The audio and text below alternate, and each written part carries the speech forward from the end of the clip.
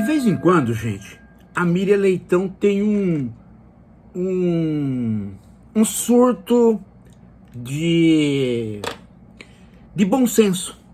É sério. Claro, né? Ela também tem surtos, né? Lembra quando tudo que o governo de esquerda fazia não prestava? E quando ela inventou o retentismo, a idolatria do Silvio de Almeida, lembra? Bom, não, mas quando ela acerta, a gente não vai ficar aqui, né? Sem notar. Porque os momentos que ela acerta é interessante, porque exatamente nesses momentos que ela acerta é quando ela escreve bem, o texto fica até mais claro. Bom, eu vou mostrar para vocês que hoje, dia 1º de outubro de 2024, a Miriam Leitão acerta. Claro que ela acerta, mas não vai a fundo no problema. Até porque eu acho que o limite o limite da Miriam Leitão é o próprio limite do jornal O Globo, né? Quer dizer, a cabeça é a mesma. Mas olha só que coisa interessante. Justo agora, e olha só que coisa interessante também para vocês ouvirem e acompanharem o canal do professor Rodolfo Salme, tá? Que tem trabalhado com ecologia, a gente tem indicado aqui, ele tem falado muito desse problema. Olha só, vou ler para vocês. O título é interessante, né? Porque depois eu vou fazer a crítica do título. Ó, Crise em Belo Monte, a usina, né? Mostra o quanto custa ignorar alertas da ciência. Aí ela diz: a Agência Nacional de Águas declarou crítica à situação do Rio Xingu, que abastece a usina de Belo Monte, e isso pode vir a prejudicar a produção de energia. Belo Monte foi a mais polêmica das grandes usinas hidrelétricas construídas na Amazônia. Ela passou por cima de direitos indígenas, direitos sociais, afetou o meio ambiente, deixou sequelas não resolvidas até hoje. Quando se debatia se a usina deveria ou não ser construída, conversei com muita gente de um lado e de outro, todo tipo de especialista. O cientista Carlos Nobre me disse na época que, durante o período da existência de Belo Monte, o regime hídrico daquela região se alteraria muito por causa da mudança climática. Outros climatologistas disseram também isso. O alerta é que se construiria uma usina muito grande, a um custo social, econômico, fiscal muito alto, que poderia vir a não produzir o volume de energia que se estimava por falta de água. E é exatamente esse dia que estamos vivendo agora. Não é o Rodolfo falando, não é nenhum cara de esquerda falando, é a Miriam Leitão, jornal O Globo. Pode-se dizer que isso acontece por causa da seca que acomete a região agora, mas não é uma questão momentânea. As secas ficarão mais frequentes. O ano passado também teve seca. É claro que a gente gostaria que não tivesse uma nova seca, patati patatá. Mas o documento contra a construção da usina de Belo Monte mostrou que a alteração do regime hídrico iria causar a seca. Os defensores de Belo Monte diziam que ela era a maior usina brasileira, dado que Itaipu é binacional. com 11 mil megawatts de capacidade de produção. Os críticos diziam que só eventualmente ela produziria sua plena capacidade. E os críticos têm tido razão. Se a gente pode tirar uma lição de tudo isso, é a seguinte: seja na produção de energia, seja em qualquer outra obra de infraestrutura daqui para diante, é preciso ouvir os cientistas e colocar na equação da decisão a realidade das mudanças do clima. O Reino Unido, que foi quem começou a energia produzida pelo carvão, fechou nesta segunda-feira, ontem, a última usina elétrica a carvão. O Brasil, que tem à sua disposição várias fontes de energia de baixo impacto, baixa emissão de gás de efeito estufa, permanece usando o carvão. Mais do que isso, subsidia essa energia que é altamente poluente. O Brasil precisa tomar decisões levando a sério o que os cientistas estão dizendo, não achando que eles estão com algum viés antidesenvolvimentista. Não se pode ignorar no cenário dos próximos anos e décadas o que dizem os cientistas do clima. As mudanças climáticas têm que nortear as decisões econômicas e as decisões energéticas e todas as outras decisões de construção da infraestrutura do país.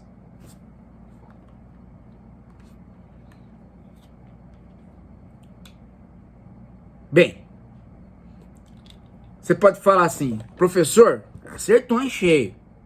Sim, acertou.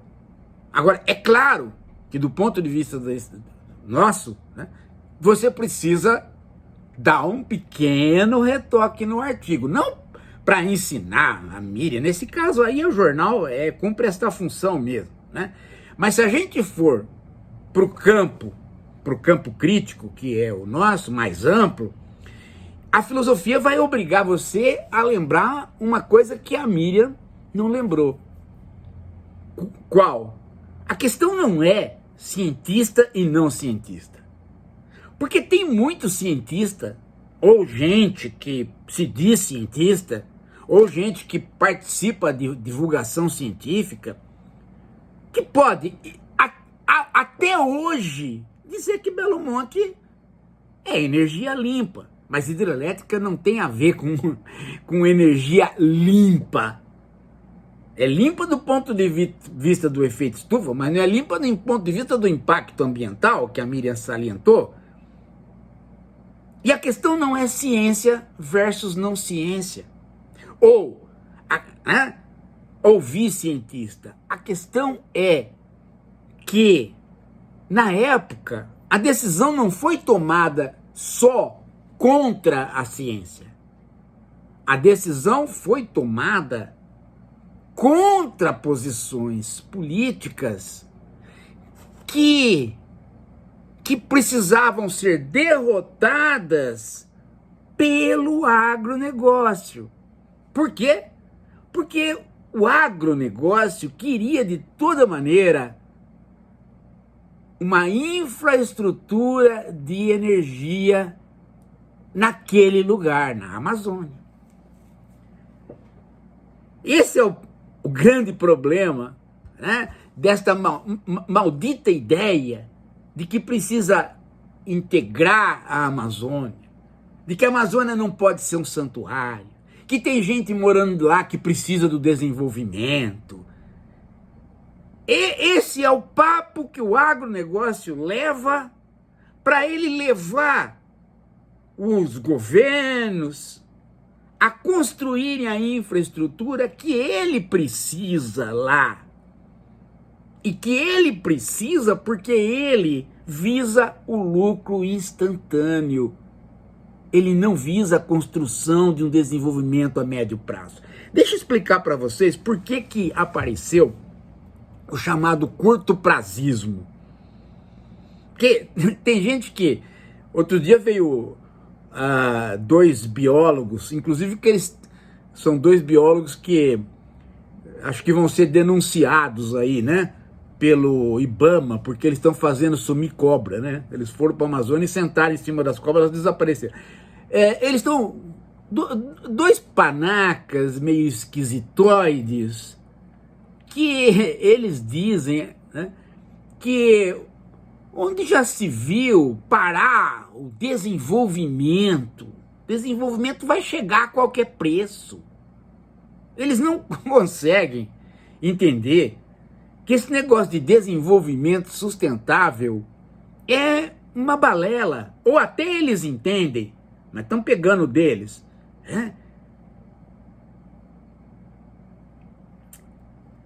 As pessoas não estão atinentes, gente, para um detalhe do agronegócio. É que o agronegócio, gente, ele não é mais agro, ele é agrofinanceiro negócio. Ele não está mais fora do quadro da financiarização. Ele já faz parte do conjunto de empresas que, por via direta ou por via indireta, participa da ideia de ações na bolsa. Porque muita gente pensa que só certos setores foram para esse caminho, mas todos os setores foram. Então você tem ações na bolsa que vêm direta ou indiretamente também do campo do agro, porque o campo do agro, bicho, não é você pôr boizinho no pasto. O campo do agro é inseticida, é indústria química, é indústria farmacêutica, é o conjunto de veterinários, é a tomada da terra, é a queimada, é a perda de direitos sociais dos indígenas. O campo do agro é imenso.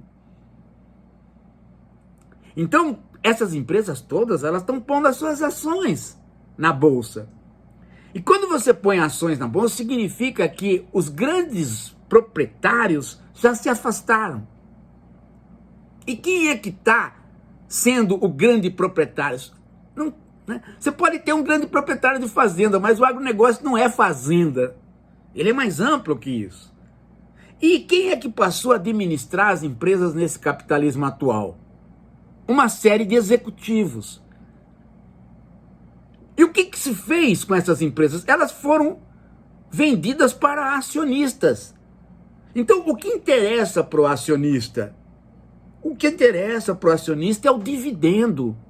Ele não quer nem saber do que ele comprou a ação, ou do que ele comprou um título que vende uma ação. Ele quer apenas o dividendo. Você pode falar, então ele não se interessa pelo futuro da empresa e não se interessa pelo futuro do local em que a empresa está. Sim, isso mesmo. Perde-se a noção de burguesia. A burguesia, ela era do burgo. Ela se interessava pela cidade porque a indústria dela estava ali. O operário dela estava ali. Agora você não tem mais isso. Você pode me falar assim, mas a burocracia da empresa que os acionistas elegem para administrar, ela se interessa. Também não se interessa, por quê? Porque apareceu um mecanismo dentro do conjunto da financiarização nesses últimos 40 anos que privilegiou a venda de ações para os executivos. Então se vendeu muito barato as ações para os executivos, para eles também se tornarem acionistas. Aliás, eles mesmos proporcionaram isso para eles. Então todo mundo ficou acionista. Resultado? Todo mundo quer o lucro que cai mês a mês. E não quer saber mais o que a indústria faz, o que a empresa faz. O resultado é uma completa irresponsabilidade pelo que a empresa faz. Então ela quer energia já. Energia já? Vamos construir aí, Belo Monte, tem água pra caramba lá, pronto, vamos fazer, pronto, tá resolvido o problema. É assim que foi feito. por pressão política, por conta da mudança do tipo de capitalismo. É por isso que não vale esta ideia de dois débeis mentais da biologia que apareceram aí, né? Os que fazem sumir cobra, que fala assim: aonde já se viu que o agro vai promover queimada? Isso é dar um tiro no pé, porque o agro, ele tem animais, ele tem boizinho no pasto. Não, ele tem biólogo no pasto. Tem dois. Mas não tem a boizinho no pasto. Não é isso que é o agro. Entendeu, gente? Não é, a pessoa está pensando no agro, num fazendeiro que tem o boi. Ela acha que o agro é isso. Ela acha que o agro é o marido da Regina Duarte. Ele é também o agro. Mas ele não é o agro. O agro é o conjunto das indústrias que vai desde a indústria química até a indústria de avião que joga inseticida, meu amigo. Inclusive até o carinha que é pago para queimar. Inclusive a mão de obra escrava indígena. Isso é o agro. Então esta empresa, ela tem ações. Se aparece lá no quadro, vai ter Belo Monte. Portanto, toda a indústria do agro vai ter energia. As ações sobem. O que você faz? Você vende. Subiu, eu vendo. Eu não quero ser dono do agro, eu quero apenas receber o dividendo. As ações no mercado é alguma coisa para comprar e vender, não é para você ficar. E por isso você não se interessa pelo negócio. E por isso tanto faz se tem selo verde ou se não tem. É esse capitalismo financeiro que perdeu o rosto. E ao perder o rosto, perdeu a responsabilidade, porque os seus executivos também viraram acionistas. Isto se chama lucro a curto prazo, e isso se chama, no jargão dos economistas, capitalismo financeiro é um capitalismo curto prazista. Ele não pensa nem no próprio negócio. É por isso, gente, que um monte de fazendas não tem mata ciliar. E aí você fica procurando, por que o dono cortou a mata ciliar? Não foi o dono, bicho. Foi simplesmente as circunstâncias que faz com que todo mundo faça as coisas para ter o lucro mais rápido e estrague as suas próprias coisas, porque elas não são suas coisas. Tem muita gente que é dono de ações por 20 minutos, 30 minutos, 10 minutos. Por quê? Porque vem as ações, a máquina fala, né? Os algoritmos falam, venda agora, o cara vende. Mas não é o cara que vende, nem é o investidor dele, é a própria máquina. Então você perdeu o rosto do capitalismo. E isso faz o capitalismo ser curto prazista. Então não tem outro jeito. Não tem pacto político. Tem só que barrar essas iniciativas. E é isto que não vai aparecer no artigo da Miriam, porque isso depende da filosofia social, da filosofia política, da economia. E depende de uma visão que não é a visão do cientista, embora a gente saiba que tem visão de cientista que entende o que eu estou falando. Consegue entender agora onde é que a Miriam acerta, mas falta? E consegue entender onde é que está o problema? Agora? Justamente agora que está faltando a água, dá para ver? E outras decisões vão ser tomadas na base do curto prazismo, sim, gente. Essas decisões todas que o Lula está tomando a respeito de construção de estrada vêm da pressão do mercado financeiro de curto prazo, que é resultado de curto prazo. E o cara, então, não tem uma perspectiva de planejamento a médio e longo prazo. E muitas vezes o cara que mora na região, ele é o que menos tem essa perspectiva. Porque ele está tão acostumado, né? Não, vamos desenvolver isso aqui. E aí, às vezes o político da região é o pior político para a própria região, mesmo quando ele é um bom político. Eu falo isso porque tem dois aí que não são ruins, mas eles têm uma visão do próprio local que eles vivem que é a do desenvolvimentismo, porque eles estão encalacrados na ideia de que eles são periferia. E eles não querem ser periferia. Um deles é a Simone Tebet e o outro é aquele menino lá, o líder do PT lá, que não era do PT, foi pro PT, que é professor de história. Esqueci o nome dele. Né? É isso, gente. É isso. Acho que agora deu, né? Acho que agora deu para entender.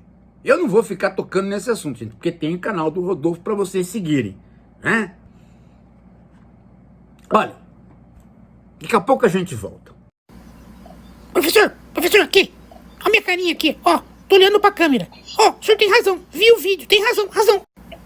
Aqui tá tudo bem, professor. Graças ao programa da primeira toquinha, olha quanta alpiste tem aqui. Olha que gostoso. Todo mundo come, todo mundo tá bem, né? Mas lá em Belo Monte, você precisa ver. Os passarinhos estão mandando. Professor, estão mandando recado. Que tá seca e que o agro tá acabando com eles lá. É o agro. Esse pessoal não tem dó de nós. Nós estamos aqui e também não tá fácil não, viu, professor? Tá aqui, ó, tem alpiste, tá gostoso, estamos comendo e tem muita fofoca. Mas tudo graças ao programa da Mariângela, da primeira toquinha. E olha, tá muito gostoso também, professor, porque aqui tá muito delícia a orgia permanente. Todo mundo fazendo a homossexualidade no mundo animal. Você precisa ver, um põe o dedo na bunda do outro e brinca. Olha só que delícia. Professor, olha aqui pra mim, ó, vou dar uma beijoca, hein, ó. Agora é comigo, professor, ó, Belo Monte, professor, Belo Monte, tudo empulhação, e conversa daqueles dois, viu, daqueles dois, o Butantan vai processar eles fazem sumir cobra, eu vou até olhar aqui dentro, vou olhar, talvez os dois estejam aqui, fazendo besteirinha, vou olhar de novo, não estão aqui não estão. Acho que estão atrás das cobras, hein? Professor.